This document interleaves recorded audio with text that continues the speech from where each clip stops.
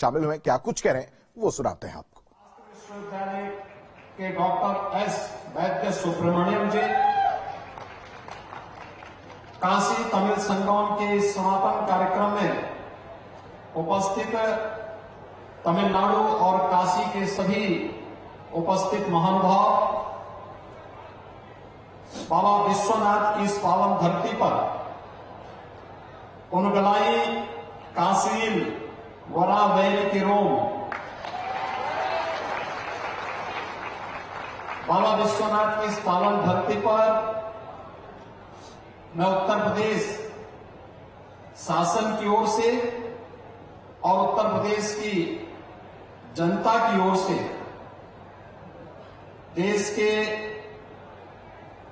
यशस्वी गृह और सहकारिता मंत्री माननीय श्री अमित शाह जी का हृदय से स्वागत करता हूं। इस अवसर पर तमिलनाडु के माननीय राज्यपाल श्री RN रवि जी का भी मैं उनके साथ यहां पर पधारे तमिलनाडु से आए हुए आप सभी महानुभावों का, केंद्रीय मंत्री माननीय श्री धर्मेंद्र प्रधान जी का, माननीय श्री जी किशन रेड्डी जी का, माननीय श्री L मुरुगन जी का और अन्य सभी अतिथियों का हृदय से स्वागत करता हूं। हम सब जानते हैं कि आदरणीय प्रधानमंत्री जी की प्रेरणा से पवित्र तमिल कार्तिक मास 17 नवंबर 2022 से काशी तमिल संगमम का शुभारंभ आदरणीय प्रधानमंत्री जी के कर कमलों से काशी की इस पवित्र भूमि पर हुआ था। विगत एक माह के अंदर काशी में तमिलनाडु के अलग अलग ग्रुप से जुड़े हुए 12 ऐसे समूह ने आकर के न केवल दुनिया की 2 प्राचीनतम सभ्यता और संस्कृति के साथ एक भारत श्रेष्ठ भारत की आदरणीय प्रधानमंत्री जी की इस कल्पना को मूर्त रूप देते हुए देखा है, बल्कि काशी के साथ ही प्रयागराज और अयोध्या जाकर के उत्तर प्रदेश और तमिलनाडु के बीच की उन प्राचीन समानताओं को भी अनुभव किया है। और इसका संदेश न केवल उत्तर प्रदेश के अंदर बहुत सकारात्मक रूप से रहा है, बल्कि तमिलनाडु से आए हुए अतिथियों ने भी बहुत नजदीक से इसको अनुभव भी किया है। और मुझे जिस दिन तमिलनाडु से आया हुआ पहला समूह प्रयागराज में गया था, उस दिन प्रयागराज में भी मुझे भी जाने का अवसर प्राप्त हुआ था। जिस दिन समूह अयोध्या गया था, मुझे उस दिन अयोध्या भी जाने का अवसर प्राप्त हुआ था। और मैंने देखा था कि बहुत सारे लोग ऐसे थे जिनको पहली बार उत्तर प्रदेश में, काशी में, प्रयागराज में या अयोध्या में आने का अवसर प्राप्त हुआ था और उन्हें लगा कि वास्तव में देश की 2 प्राचीन परंपराएं एक साथ मिलकर के आदरणीय प्रधानमंत्री जी के उस संकल्प को, जो एक भारत श्रेष्ठ भारत है, उसे साकार कर रहे हैं। इसके लिए हम सब आदरणीय प्रधानमंत्री जी के प्रति हृदय से आभार व्यक्त करते हैं और केंद्रीय शिक्षा मंत्रालय को इस बात के लिए हृदय से धन्यवाद देते हैं कि एक महीने से भी ये परंपराएं, ये कार्यक्रम बहुत कुछ कह रहा है। खासतौर पर जब हम काशी की बात करते हैं तो काशी भारत की आध्यात्मिक और सांस्कृतिक राजधानी के साथ साथ कला संस्कृति का एक अद्भुत केंद्र बिंदु रहा है। उत्तर प्रदेश भारत की आध्यात्मिक और सांस्कृतिक विरासत का प्रतिनिधित्व करता है, तो तमिलनाडु भी इन सभी समानताओं को लेकर के कला संस्कृति, ज्ञान की उस प्राचीनतम परंपराओं का नेतृत्व करता है। इन दोनों परंपराओं का काशी तमिल संगमम के माध्यम से अद्भुत संजोग एक नए संगम का निर्माण करती है, जो एक भारत श्रेष्ठ भारत की परिकल्पना को साकार करता है। और आदरणीय प्रधानमंत्री जी की प्रेरणा से केंद्रीय शिक्षा मंत्रालय ने, संस्कृति मंत्रालय ने इसे साकार किया है। यह सचमुच अद्भुत है, अविस्मरणीय है और अभिनंदनीय है। उत्तर प्रदेश और तमिलनाडु में एक और समानता देखने को मिलती है और वह समानता है आदरणीय प्रधानमंत्री जी के आत्मनिर्भर भारत की परिकल्पना को साकार करने के लिए परंपरागत उद्यम को एमएसएमई में सूक्ष्म लघु मध्यम उद्यम के सबसे बड़े भारत के दो बड़े केंद्र हैं, जिसमें एक उत्तर प्रदेश है और दूसरा तमिलनाडु है। इन दोनों के बीच की समानता आदरणीय प्रधानमंत्री जी की आत्मनिर्भर भारत की परिकल्पना को साकार करने में भी ये मदद कर रही है। यहां पर लगा हुआ एग्जीबिशन इसका उदाहरण है और काशी उसका केंद्र बिंदु है। काशी में बहुत सारे ऐसे प्रोडक्ट हैं जिनको पिछले 8 वर्ष के अंदर यहां के आर्टिजन्स को मान्यता मिली, उन्हें जीआई टैग मिला और वैश्विक मंच पर उन्हें एक नई पहचान मिली है।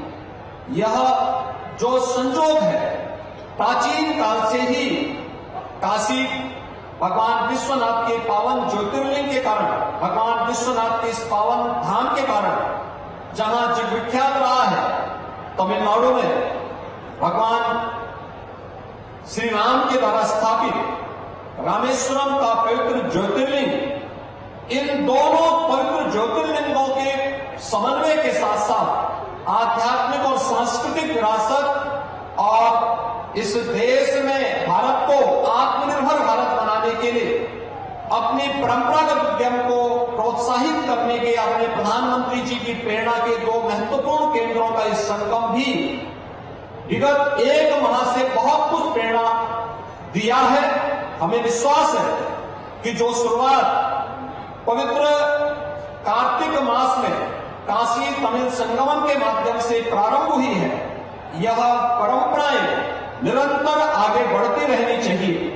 इस अवसर पर मैं इस बात के लिए भी धन्यवाद दूंगा कि महाकवि सुब्रमण्यम भारती जी ने इसी तमिलनाडु से आकर के इसी काशी की धरती पर जो ज्ञान और साहित्य की समृद्ध परंपरा दी है, उत्तर प्रदेश सरकार भारत सरकार के साथ मिलकर के उनकी इस पवित्र परंपरा को, उनके स्मारक को भव्य स्वरूप देने में अपना भरपूर योगदान देगा। मैं एक बार फिर से आज के इस कार्यक्रम में आदरणीय गृह मंत्री जी का, तमिलनाडु के माननीय राज्यपाल जी का, अपने केंद्रीय मंत्रियों का और तमिलनाडु से आए हुए सभी सम्मानित अतिथियों का एक बार फिर से उत्तर प्रदेश आगमन पर हृदय से स्वागत करता हूं और मुझे बड़ा विश्वास है कि आप अपनी इस यात्रा की मधुर स्मृतियों को तमिलनाडु के हर घर तक, हर गांव तक पहुंचा करके इस परंपरा को अनवरत आगे बढ़ने के लिए तमिलनाडु के अलग अलग क्षेत्र से जुड़े हुए अन्य महानुभावों को भी उत्तर भारत और उत्तर प्रदेश आने के लिए प्रेरित करेंगे। आप सबकी इस पवित्र यात्रा के लिए मेरी मंगलमय शुभकामनाएं हैं। आप सब को मैं इस बात के लिए अपनी शुभकामनाएं देता हूं। धन्यवाद। जय हिंद। हर हर महादेव।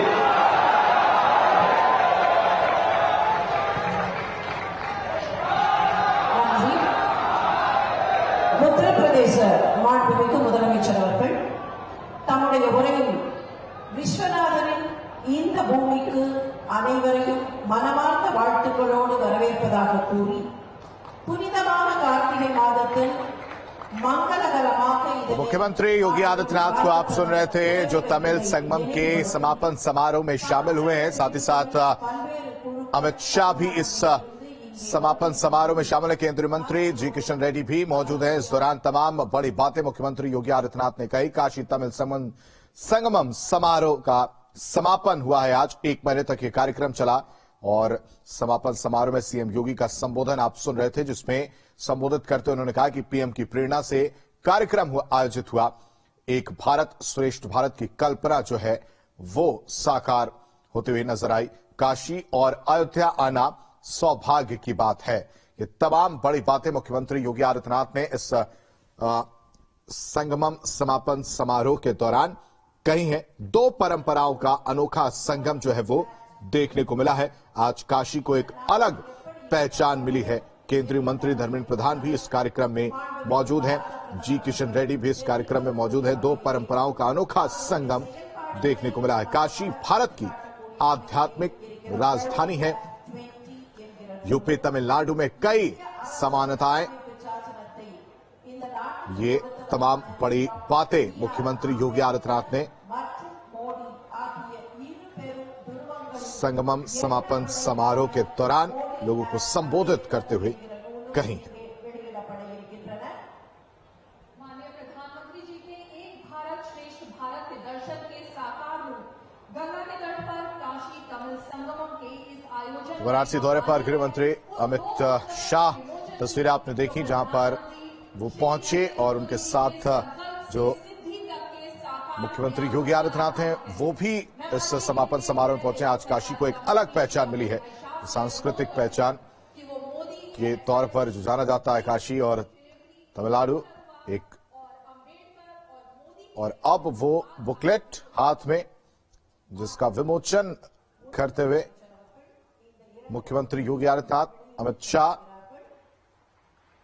नजर आ रहे हैं। मोदी, प्रधानमंत्री नरेंद्र मोदी की यह तस्वीर, काशी तमिल परंपरा का ये अनोखा संगम, तमाम बड़ी बातें ये सीएम योगी ने इस दौरान कही है। यूपी तमिलनाडु में कई समानताएं, मुख्यमंत्री योगी आदित्यनाथ संगमम तमिल संगमम का समापन समारोह कार्यक्रम में पहुंचे हैं। समापन समारोह को सीएम योगी ने संबोधित किया और पीएम की प्रेरणा से कार्यक्रम हुआ है ये आयोजित। एक भारत श्रेष्ठ भारत की कल्पना साकार हुई है। काशी भारत की आध्यात्मिक राजधानी है। यूपी तमिलनाडु में कई समानताएं, काशी और अयोध्या आना सौभाग्य की बात है।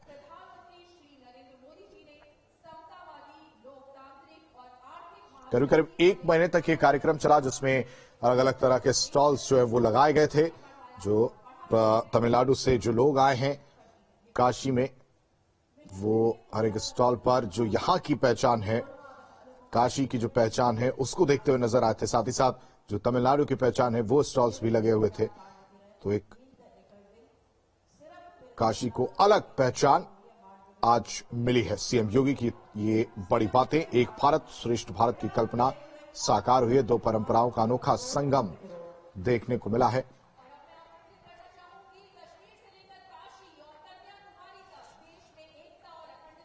तस्वीरें वाराणसी की तमिल संगमम का समापन समारोह जिसको मुख्यमंत्री योगी आदित्यनाथ ने संबोधित किया। और अब अमित शाह आगे बढ़ते हुए लोगों को संबोधित करेंगे। अमित शाह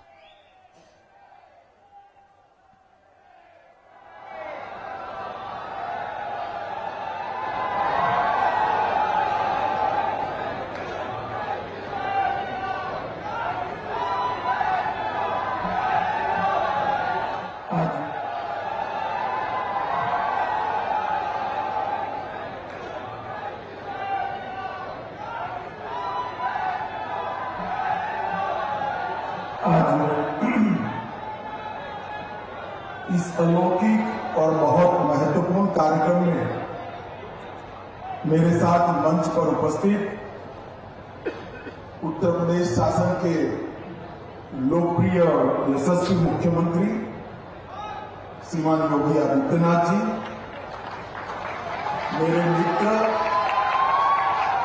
और जिन्होंने एक माह तक प्रधानमंत्री जी की काशी तमिल संगमम की कल्पना को चरितार्थ करने के लिए अपने विभाग के माध्यम से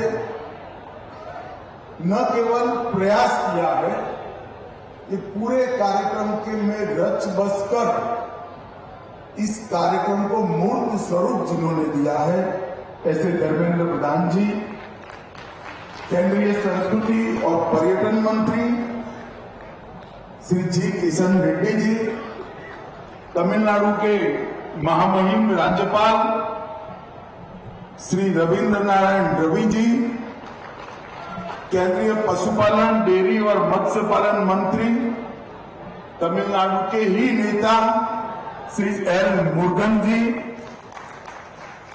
भारतीय भाषा समिति के अध्यक्ष श्री चामू कृष्ण शास्त्री जी, जिन्होंने तमिलनाडु में भारतीय जनता पार्टी के काम को गति देने का अंदर जान डालकर प्रयास किया है, ऐसे हमारे नेता के अन्नामलाई जी, काशी हिंदू विश्वविद्यालय के प्रोफेसर सुधीर कुमार जैन जी, भारतीय प्रौद्योगिकी संस्थान चेन्नई के प्रोफेसर वी कामाकोटी जी, और आज के कार्यक्रम में उपस्थित सभी भाइयों बहनों और विशेषकर तमिलनाडु से आए हुए सारे भाइयों बहनों को वणक्कम, नमस्कार। मित्रों, आज एक प्रकार से प्रधानमंत्री मोदी जी की काशी तमिल संगमम की कल्पना की पूर्णाहुति होने जा रही है।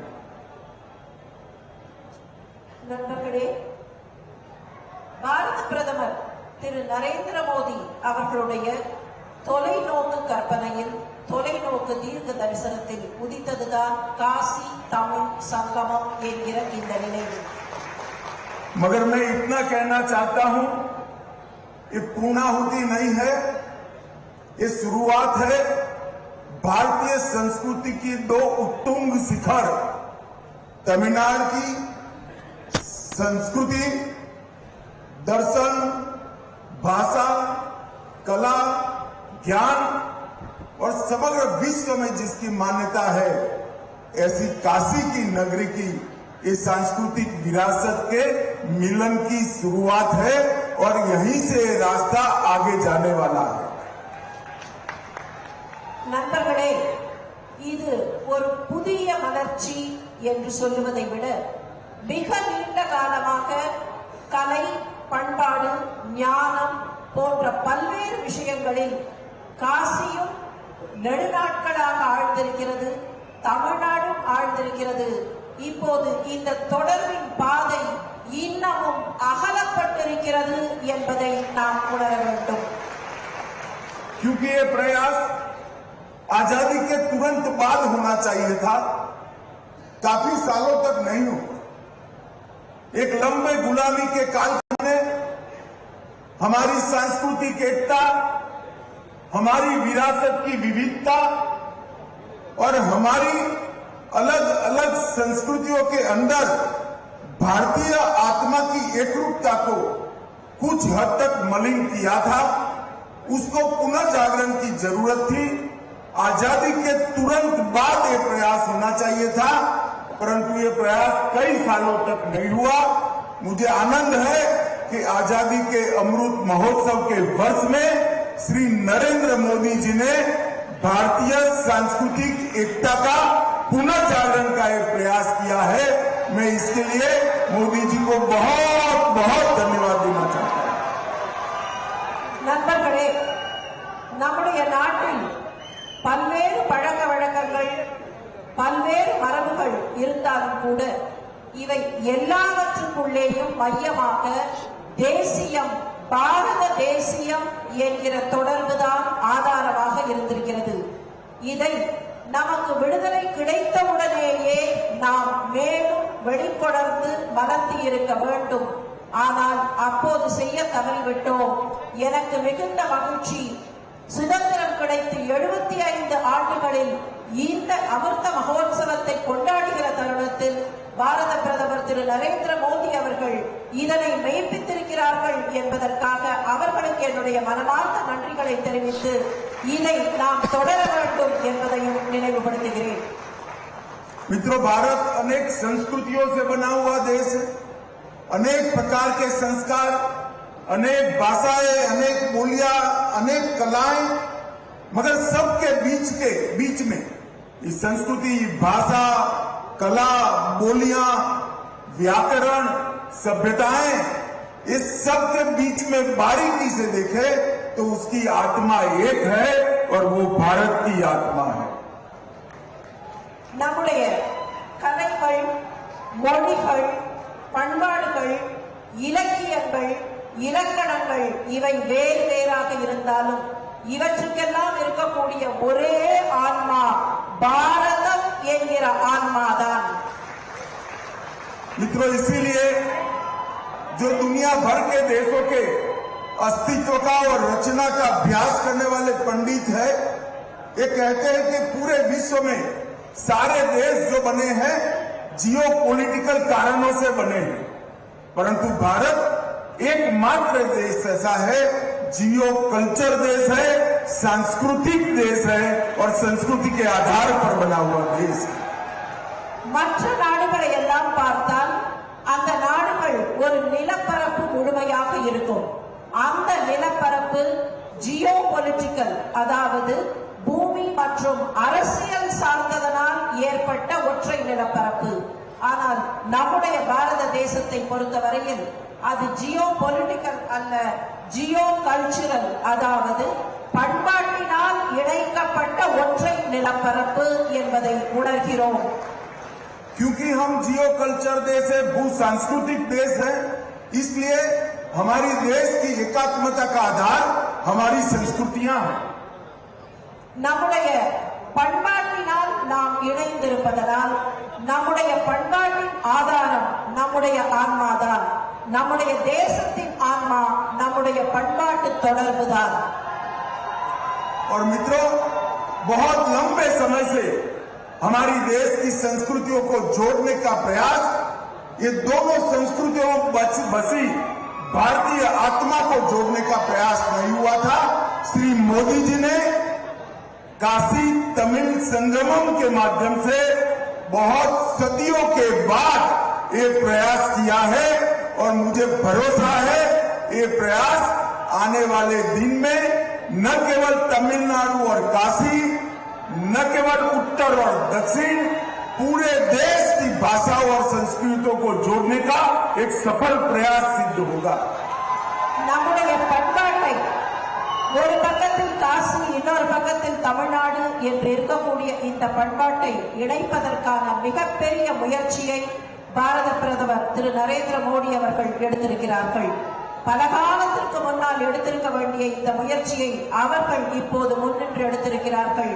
இதில் என்னுடைய ஆசை, இது வெறுமே வடக்கு தெற்கு என்று இருக்காமல், காசி தமிழ்நாடு என்று மாத்திரம் இருக்காமல், நாடு முழுவதும் இந்த கலாச்சாரம் ஒன்றுதான் என்கிற ஒருங்கிணைப்பு வர வேண்டும். और मित्रों, इतिहास को देखें तो दक्षिण से आकर आदि शंकर ने यहाँ अपनी ब्रह्मसूत्र पर की टीकाओं को काशी के विद्वानों के बीच में स्वीकृति लाई. उसके बाद में ये दोनों महान संस्कृतियों को जोड़ने का ये मोदी जी का पहला सफल प्रयास है और मैं भरोसा करता हूं कि ये प्रयास कभी समाप्त नहीं हो सकता. यहां से ये प्रयास शुरू हो रहा है. நண்பர்களே, ஆதிசங்கரர் தெற்கிலே இருந்து வந்து பிரம்மசூத்திரத்திற்கு பாஷ்யத்தை, அதாவது அதற்கான விளக்கத்தை இந்த காசி மாநகரில் தான் எழுதினார். காசி மாநகரத்திலிருந்து இந்த தேசம் முழுவதையும் இணைக்க வேண்டும் என்று ஆதிசங்கரர் நினைத்ததை போல இப்போது இந்த தேசம் முழுவதையும் இணைக்க வேண்டும் என்று அவருக்கு பின்னர் பாரத பிரதமர் திரு நரேந்திர மோடி மாத்திரம்தான் எண்ணியிருக்கிறார். இது தொடக்கம் என்று எடுத்துக்கொள்வோம். இதுவே நிறைந்து விடாது. இந்த தொடக்கத்திலே இருந்து இந்த சங்கமம், இந்த ஒருங்கிணைப்பு, இந்த ஒற்றுமை தொடர்ந்து கொண்டே இருக்க வேண்டும். मित्रों, आजादी के बाद भी एक समय ऐसा आया कि देश की सांस्कृतिक एकता के बीच में जहर घोलने का प्रयास किया गया। कई प्रकार के अलग अलग विचारों के माध्यम से, सूत्रों के माध्यम से एक ही देश के दो समाजों को विमुक्त करने का प्रयास किया गया, परंतु अब समय आ गया है एक भारत श्रेष्ठ भारत की रचना करने का, और वो भारत की सांस्कृतिक एकता से ही हो सकती है। நம்முடைய நாட்டின்